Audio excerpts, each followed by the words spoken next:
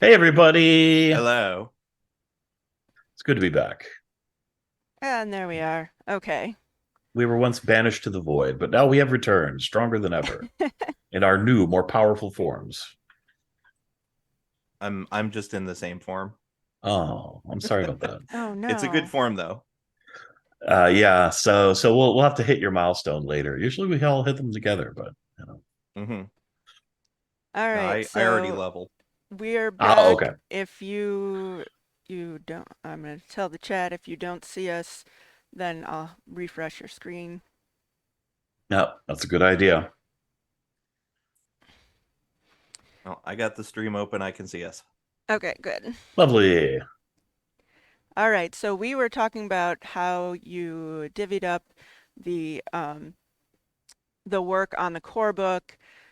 Sig, you said you had done the beginning stuff, redone the SRD, started with classes, and you brought Goober in to start with classes, and then you were telling us about that, Goober. Yeah. So basically, I got brought on originally to do the chase system. But that's a little bit later in the design process, and I ended up being kind of more a part of the whole design than I had originally been asked, which is really cool. Yeah, Um, we're very lucky you were so able to expand your role. yeah, so I started with classes, and then following that, we pretty much just you know would say like I want to work on this part next, and we never had any problem with that. So Nice. yeah, pretty chill. Yeah, we work super well together, Goober and I. Our strengths accentuate each other, right? Yeah. And we got a lot done in a short time, so pretty proud of what we did. So what are each of your strengths? I don't know. What do you think your strengths are, Goober? I mean, my strengths, I think, I tend to be the one doing weird stuff. You know, sort of pioneering some things with reckless abandon. Um, and then I'm very much in the sort of crunchy mechanical side of things, as well as just a ridiculous amount of like game mastering experience that I Nice. wanted to pass on. Um, so yeah, and then how about you? I'm not sure. I like to think I'm decent at a little bit decent at everything. I don't like making NPCs very much. I just find it's very slow. Like my brain goes faster than I could Uh, get them written down, and I got to check all the math and that kind of thing because they've definitely got boundaries on them. Yep. yeah, no, I love Uh, that little meticulous. Make sure every skill bonus is exactly right. I have a hard time with the finishing details, right? I'm a little more big picture guy. I think what I do best is I can see this comes from maybe being a software engineer. I can see both the individual little pieces of everything and keeping them sort of separate or keeping their connections discrete, and then see the overall arc of the whole game and how all the pieces kind of fit together into it snugly. Mm-hmm. So I'm pretty good at taking a system and then figuring out how it needs to be adjusted a little bit so that it better plugs into everything else and doesn't kind of upset the apple cart or grind up when it's working with some other mechanic. So For sure. that kind of The I like don't know. interlocking compatibility sort of thing. Yeah. Well, at the same time, trying to make it modular so you can pull a piece out and the whole machine keeps working. It just doesn't do the one thing that you pulled out, right? Yep. So unless you get into the very heart of the thing. And so that way, and that was one of my design goals is to make it a modular game so that you could add pieces on or take pieces out and the system still works.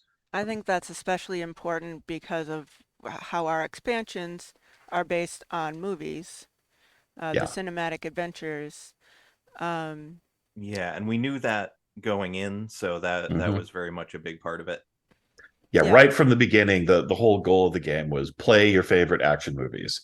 And we knew that we would be going after a bunch of licenses. So it had to be flexible enough to handle that. We had a range, we weren't going to pull in certain kinds of films. We weren't going for superheroes or fantasy off the bat. So We didn't have Right, to worry too sort of much like about the that. street level action, like some gun fu, but Hmm. not like flying and shooting fireballs and stuff. Yeah, Yeah, I mean, although we we did did end also up. end up with giant robots. So Yeah, we went more into the science fiction than we'd originally talked about, but that's okay. But again, the system handles it pretty well, so I Yeah, think it all worked out. awesome. Um, so speaking of the cinematic adventures, how did you and Dave, who's actually also in the chat, hi Dave, Mhm. how did you choose which movies would become cinematic adventures? Well, I think it's a multi-layered process because on one hand, you're trying to find certain types of genre action movies, right? So, Bruce Willis and Die Hard, and I think Roadhouse was one of our kind of ideal films. So we've got a kind of a genre that we're looking for. So then, Dave has some contacts in Hollywoods, and he knows people who do film licensing, and so I think he reached out to a lot of his contacts to try and find out what was possible, looking, and also targeting different films, going, I want to do this movie, who has the rights to it, and trying to negotiate with them. So then it's a process of what can you get. Mm-hmm. And so once you put the feelers out there and you find out what's available, what's in the price range that we're looking for, versus how exciting we think it'll be for the audience, we take what the possibilities are and you push for the next step to try and get those deals made. We were looking, I don't know the exact range, but definitely no more than 12 cinematic adventures. We ended up with 8, which I think was about the right call. We wanted enough that we could get them done by the end of 2023, was the goal, and get them all out so that we would have this season of cinematic adventure for 2023. It was the big concept initially. And so we settled in on 8 properties. And I think there were more available to us. We didn't want too many duplicates. We wanted to kind of cover a range of different possible game mechanics and a range of genres. And we hit a fair amount of nostalgia films, was definitely Mm-hmm. one of the goals as well, kind of old favorites. But we have some newer ones as well, living franchises with Pacific Rim and Kong Skull Island. So I think it's Absolutely. a nice mix. Um, how did D20 Modern influence this game? Why don't you start with that, Goober? yeah, so the idea was, kind of from the beginning, besides, do action movies, was, kind of make a spiritual successor to D20 Modern. But a big part of what D20 Modern is third edition D&D, but converted into the modern world. Mm-hmm. So a lot of what we were doing is pretty much kind of that process, but with fifth edition. But looking at what they did, what those what the character options were, what kinds of settings they wanted to have, the Mm-hmm. sorts of abilities you could do, that kind of guided us a bit. And I think probably the biggest influence is the class system. Our classes work kind of differently, but they are, we still have the 6 based on the ability scores. So Right, so I there's wanted the to I tough wanted to keep heroes, that. agile heroes, smart heroes, and so on. Yeah, yeah, I wanted to keep that style, have it feel really familiar if you have played D20 Modern. Mm-hmm. Yeah, and we weren't trying to remake the game. Some of the fans, unfortunately, kind of were looking for that, and so when little details from the old game are there, but that it really was a spiritual successor, right? Mm-hmm. So the feel of the game and the look of the game and the style of adventures that you're having, that's really what we were shooting for, rather than remaking the rules, remaking the product exactly. And early on, we had help from Jeff Grubb and Stan Brown and other people who worked on D20 Modern, to try and help us follow in those footsteps in that kind of spiritual idea. And we run ideas past them, and they're like, "Yeah, it's pretty good," or, "I do it a little differently." trying to capture that. And so it That's was really a awesome. balance of, yeah, try to hit those nostalgia buttons and get the right feeling, but have a modern game, and really try to be creative with the rules to make them as good as we can make them. Absolutely. Um, so why did you choose 5e and how faithful were you to the original system? Well, 5e is the most popular rule mechanic that people play, and it is, the successor for 3e, which D20 Modern was based on. So those two reasons, I happen to actually like the D20 system generally. I think the 5% increments on a D20 are really intuitive for people. I Mm-hmm. think the 20-sided dice just looks really cool and it's iconic, and the system is very flexible and relatively loose, and so it's very easy to improvise new rules. It's very easy for game masters to get started with the system. So I really like it. I like a lot of role-playing game systems. I'm not sort of a snob for one or the other, but various iterations of the Dungeons and Dragons system or the D20 system have been part of my gaming life since I was a kid. So it's just really familiar ground, and I like working in it. Yeah, and the system, like you said, it's really flexible. I've done all kinds of different sort of sub-genres within my 5e games. Anything from like, big combat heavy tactical to like really intense emotional role playing. And so, when this concept was pitched to me, the idea of doing action movies in it, I could immediately see like, yeah, that would work. Yeah, definitely. Because it's a little bit unrealistic, but it's a little bit unrealistic in the way that action movies are. Mm-hmm. So I think it's really perfect. Yeah, it works out well. And I think, one of the things I was doing trying to write the combat rules is if you're a pretty casual player, you can approach the game, and we have character classes that are very simple and very straightforward, and you can just trade blows and kind of have fun. If you're a more tactical player who likes to get into the crunch, Everyday Heroes has some complex characters with complex mechanics and action economy choices to make, and there's a lot of feats that you can use to build on. So we kind of leave the door open for people to play in a really crunchy fashion or in a really loose fashion, Mm-hmm. and using the same set of rules. In fact, one player could be playing a very easy, simple, direct character, and another can be playing one that's pretty complex, and you have that different experience at the same time. And that's uh, not true in games that are more tightly designed. That the game Sure. system was designed for a specific setting and a specific style of play. And so I like people to have that kind of flexibility. Awesome. So, speaking of how you can have different classes in here, the one of the more unique things about Everyday Heroes and previously D20 Modern is the way that the social classes work. So like the smart heroes, the wise heroes, and the charismatic heroes, they each have their own new like sort of resource. Can you tell us a little bit about those? Yeah, that was something I put together. They're if you have played 5e, I think they will be familiar to you in concept.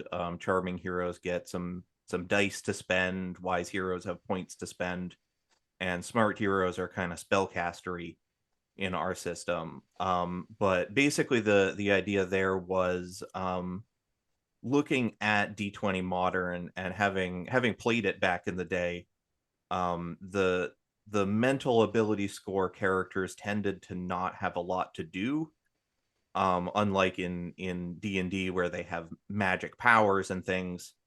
There's only so much you can do to give somebody a bonus to intelligence checks.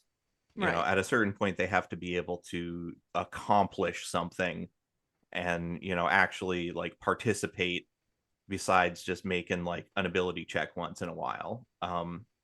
And the way that the archetypes are designed, so charming hero, wise hero, smart hero, um is you pick your archetype, and that gets you your sort of core mechanic, and then your actual class, which would be your mastermind or hunter or whatever, gets you a way to use that mechanic more specifically. Mm-hmm.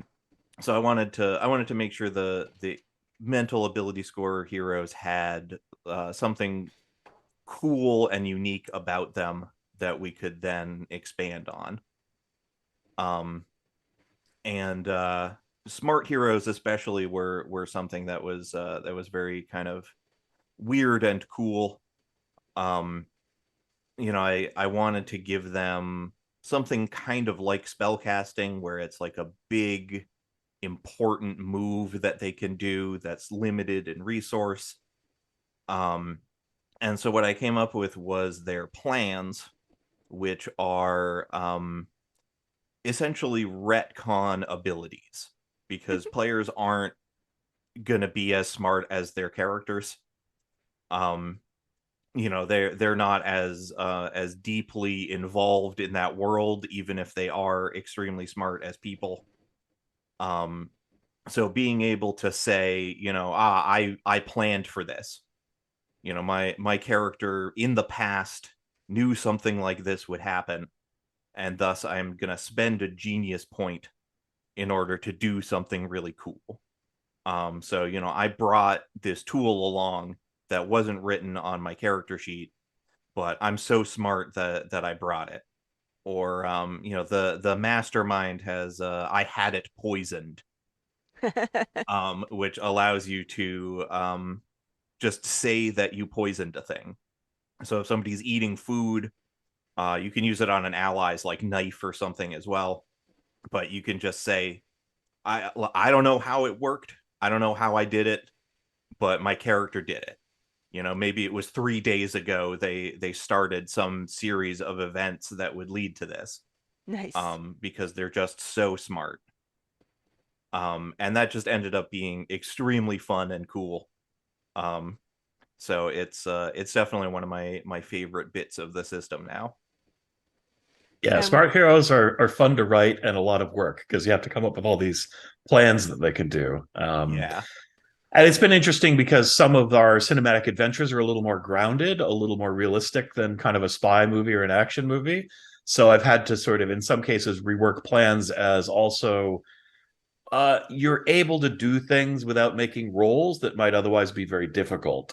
So I was just working on combat medics, and they have the ability to do field surgery. Do you need to do a an arm reattachment in the in the middle of the jungle? Well, if they spend a genius point, they can successfully do that. Or have you got an old jalopy that's broken down beyond repair, but you need to be in the death race tomorrow by 6? Well, the combat engineer, if he spends a genius point, is going to be able to fix that thing up and get it running as good as new, right? So, uh, game masters beware. These smart heroes have a lot of plot power. They're characters who are able to influence the plot, change the circumstances of the adventure in the hero's favor. It takes a little getting used to, but it's a lot of fun when you get going, and the players just really enjoy coming up with creative uses for the plans. awesome. So you guys clearly really enjoy the plans mechanic. What's your other favorite thing from the system? Hmm. Well, I guess I'll start where Goober's thinking here. For me, I really had fun creating the multi-classing system because although I love multi-classing in 3.5, where you and 5e where you take levels of other classes. As a designer, it creates a number of challenges and roadblocks. It's harder to give first level characters a really strong feeling of identity because if Mm-hmm. you front load classes and they already have this problem, then you just take one level in every class and you get all the best stuff right away. And then there's stacking issues, and there's just a lot of challenges around that. It's great and it's flexible, but as a designer, it's really difficult. So what we did is instead of taking those feats, instead of taking levels in other classes, you take feats that give you specifically abilities and talents from other classes. And so we have them in 2 tiers: a regular multi-class feat and an advanced multi-class feat. And regular basically gives you level 1 through 3 of another class, and the advanced one gives you level 5 and 7 of another class. Because the even levels are archetype levels. It's a little bit different than regular character classes in 5e. But these multi-classing both allows the designer to decide what elements of this class are really cool and fun, but aren't going to break all the other classes, right? So if there's a mechanic that isn't going to stack really well or is going to bust out game design, you can keep it out of the multi-class feat. That way, somebody can pick up everything without breaking the game, and you can freely multi-class, and there aren't broken combos, hopefully, but not unintentional ones. And yet we are free to make each and every class as awesome as we want it to be without worrying that that's going to cause some crazy combo. So it really lets you go onto the class and make it as cool in whatever direction you think that class should be. But then if that's going to be a combo problem, you just make it a little bit weaker in the multi-class, or you word it in such a way that it doesn't combo up with other things. Lots of little tricks into doing that. And it also means if you and your main class are always going to go to the top and get the top level abilities in that class, no matter what, but you can also freely multi-class and pick it. So you don't have to make that sacrifice to multi-class. You can totally be an awesome sharpshooter and also be a martial artist. You're not as good as somebody who specialized in it, but you have those abilities. So and that really lets you build like a huge range of characters very freely. It's quite a bit of fun. Yeah, That's fantastic. Extremely cool. I think I gotta go with chases. I love a good chase scene. Dave basically brought me on board specifically because he was like, if we're gonna do a modern game, it has to have cool chase scenes, because like that's such a big part of action movies. I had been tinkering with 5e chase mechanics for a while. I had sort of built myself a system for my own games, and then revised that. That's up on the DM's Guild. And then this is sort of my third pass on it, basically. So it's really refined and based on a lot of my experience with running chases. And it ends up being just a really kind of exciting and fun but easy to run kind of thing. It's a little bit more abstract than combat. You're not tracking exactly where you are on a grid. Or even really like what street you're running down. Mostly it's just sort of suddenly this is the situation. There's a fruit cart in front of you as you're driving. There's always got to be a fruit cart. Absolutely. And now you got to deal with that situation. Essentially you're scoring points for your side. So you crash into that fruit stand and it gets fruit all over your windshield. That's points for the other side. But you deftly maneuver around or ramp off of something really cool. That's points for your side. Nice. That's always super fun to do. That is super fun. Let's see. If you were going to do this all again, start over from the very beginning, is there anything that you would do differently? No, I try not to kind of have any regrets for anything. Now, there's definitely little rule mechanic things in the book where, as it gets out there and lots of people are playing the game and giving us feedback and asking questions, we're able to find little refinements in the rules. And, I just collect those and keep them going. And in the future, when we do another printing of the book, we can tune up the game in little ways, tighten up the edges, and take a look at things. So I'm always watching and trying to figure out ways. I always want to make things better, right, and make little improvements and tighten things up here and there. So there's that, and in a way, I regret not having them tighter in the first place. But there's some only things you can't know until it's out there. Yeah, I never feel like oh man, that was stupid. Now I'm just like, oh yeah, this could be a little better, or oh yeah, that could be worded a little better, or we Mm-hmm. probably should have mentioned this rule in another location in the book so people don't miss it. Little things like that. Yeah. But yeah, no regrets. We haven't run into any problems, I guess. At least not on the design So side of no things. no big game breaking problems, just little details that people come on the Discord, which I just posted the Discord link. And if you have questions, you can ask these two directly, and I've seen a lot of really interesting conversations around rules interpretations and wording and everything. Um, Yeah. And I love it when fans come on and they're like, "Oh, I broke your game. Look at this thing," And some a lot of the times I have an answer, right? Because yeah, well, on page 344 it says this, right? So you right. actually can't do that thing, right? Or But it's a good actually, try, that's and maybe we working need as to, intended. yeah, or Yeah, or sometimes, yeah, it's powerful. Like we yeah, want that's my favorite. players to feel like badasses, right? Yeah, it's like, oh So man, I like, is this power broken? It feels so cool and awesome to do, and it's like, no, that's yeah, you're supposed to. yeah, Yeah, you're that's how supposed to be that that works. cool and awesome. Yeah, Hmm. And it's actually exciting for me when people discover these things. They're like, hey, if I use the suppressive fire and then my teammate uses suppressive fire, like the bad guys and the terrible, like, how do they fight back? Right. It's like, yeah, you use the tactics really smart in this game and you get a big advantage over the enemy if they don't have certain capabilities. Right. But then there are tricks you can use. It can be a very in-depth game if you like that kind of thing. Right. It doesn't have to be, but if you want Hmm. to go there, there's a Or maybe lot you of just have clever the one things. favorite trick you do all the time.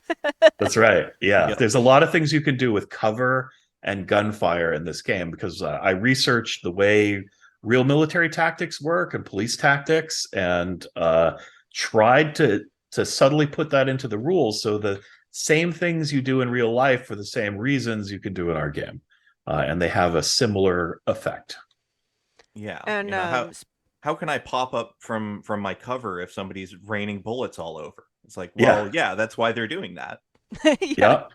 Yeah, just exactly. stick your The hand reason of out and suppressive fire pray. is to suppress you, right? But there Yeah, are ways to do it, like with ready to actions. You can wait until they do that reload, and then the moment they start reloading that machine gun, you can pop up and have a go at them. But of course, once they get that clip in, you might be in some trouble. So you got to think carefully about what you're going to do. um, so one of the unique things about the system is the armor rule. Can you explain how that works? Yeah, so Armor I came up saves. with that, and it really came from Dave watching action movies and going, "Hey, people don't wear armor much in action movies. Bruce Willis isn't wearing armor. John Wick isn't wearing armor. People don't wear armor, so I don't want people wearing armor in my game." And I'm like, "Well, but body armor is real. People wear it. There has to be a reason for it to exist because it is part of military games. So we want to cover that genre too, and people wear it a lot." So I needed to come up with a way that armor would be good and does what it's supposed to do, save your life when a bullet's about to hit you in the chest, but would not be desirable to have on all the time. So what I came up with, and I kind of took this note from playing Warhammer, is in Warhammer when your character is about to die, they get an armor save, right? So I was like, so we'll come up with a saving throw mechanic for armor so that when you're about to get hit and it's about to mean something, so you're going to drop to 0 hit points, you get an armor saving throw. Now there's a system to compare whether a given suit of armor can stop a given weapon, armor value and penetration value. And so long as the armor is capable of stopping the bullet, you get the armor save. If you make it, you don't take the damage. The bullet gets stopped by the ballistic vest. If you fail, then they hit you somewhere else, and you still took the damage, and you're still down. So that's in a nutshell how it works. And that armor value, penetration value ended up simplifying object interaction. So if I want to cut through a door, we don't have to have hit points for all the objects in the world. In everyday heroes, they just have a material armor value. And if the penetration value of your weapon is greater, you can go right through them. And this also allows you to easily adjudicate shooting through walls or through doors, or that if you have a powerful enough gun through concrete walls, whatever it happens to be. And so that all just kind of fell into place and put those mechanics together. And it also is useful for our vehicle rules. So it was pretty cool. It all just kind of naturally stemmed off of that problem, how to make armor useful but not essential. And then on the other side, armor does not factor into your defense score, or in D&D it would be armor class, but in our game it's just called defense, partly because it has nothing to do with armor anymore. And that's really just about your character's ability to avoid danger. And so in our game, it's not always dexterity that counts for your defense. If you're a tough hero, it's your constitution. If you're a smart hero, it's your intelligence, because you stay out of the way. Well, the tough hero could just kind of soak up incidental hits. And the strong hero, is very athletic and gets out of the way. So every class has their own way of dealing with their defense score. And that way you don't have to have dexterity on every character. We wanted to kind of get away from that. And it's interesting because just all these decisions kind of stem off of one objective, which is John McClane doesn't wear armor. Yeah. Everything kind of falls out from there. But in the end, each little consequence of that has its own other benefits.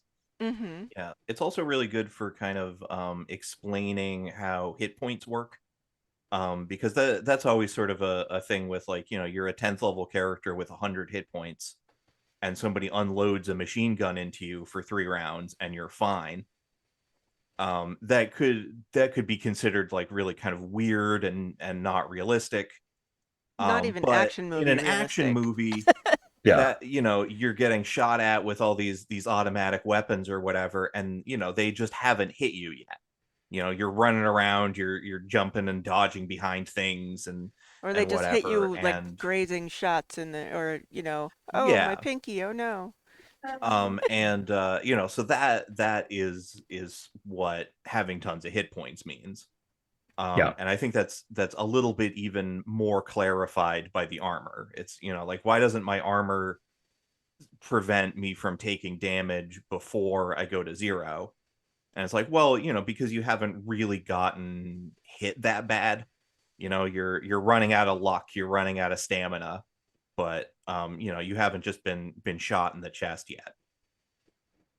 Yep, and that's exactly what modern body armor is designed to stop. It doesn't stop every hit; it stops the ones that could kill you. Yeah. Our commenter says the broken glass hurt John McClane more than all the bullets combined. Yeah. That's true. That's true. Yeah, he had the hit points, but he didn't have the shoes. They And gave in him a dexterity penalty. Hmm. Yeah, and in our Escape from New York adventure, there's a cool fight scene that takes place in a bunch of glass office cubicles, and there's automatic weapons involved. So inevitably, the ground gets covered with broken glass. And we have a rule in the game called dive for cover, which is if like an explosion or automatic gunfire is coming at you, you have that cinematic chance, if you have a reaction, to leap out of the way and dive for cover, but you fall down prone. And so in this scene, if you decide to dive for cover, which sometimes you'll want to, well, the floor is covered with broken glass. That doesn't, you still get a little bit of damage. Kind of damned if you do, damned if you don't. But it's those cool kind of Hopefully less environmental damned if you interactions that do. are fun. Yeah, you just have to make that call. Which of these things is worse, diving into broken glass or braving the hail of bullets? You're going to get beat up either way a little bit. It's just a question of how. Awesome. Which cinematic adventure do you think was the hardest to make the mechanics work for? Like, what was the toughest design problem you've had so far with the cinematic adventures? I mean, for sure, for me, the Pacific Rim. That took a lot of thinking, a lot of tinkering, a lot of trying some stuff. And I really, really love how it came together.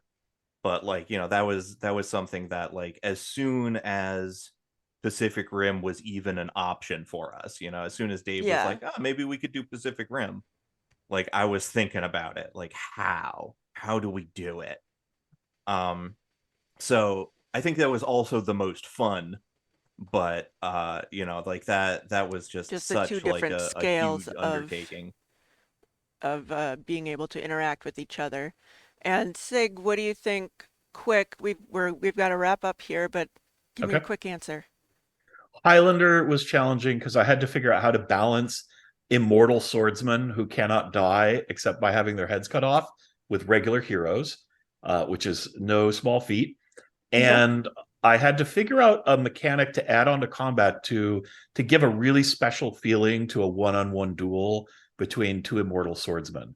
And Awesome. I can't wait for people to check it out. It's an optional mechanic, but it's really interesting and very, very different. But adds a strategic element, which I think And is cool. coincidentally, Highlander and Packrim are coming up soon. Packrim and Kong will be released on the 28th, I believe. Yep. Yeah, real soon. And then in the next couple months, we've got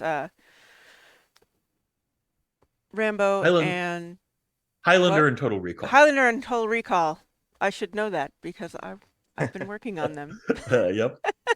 Yeah, and That's then All Rambo right. and Universal Soldier in a little while. Yeah. Yep. All right. Well, thanks for joining us, and it's been really fun talking to you. Join us on the Discord. The link's in the chat, and have a great day. Enjoy the last couple hours of GaryCon if you're here or if you're online. Bye. Fun adventures, everybody.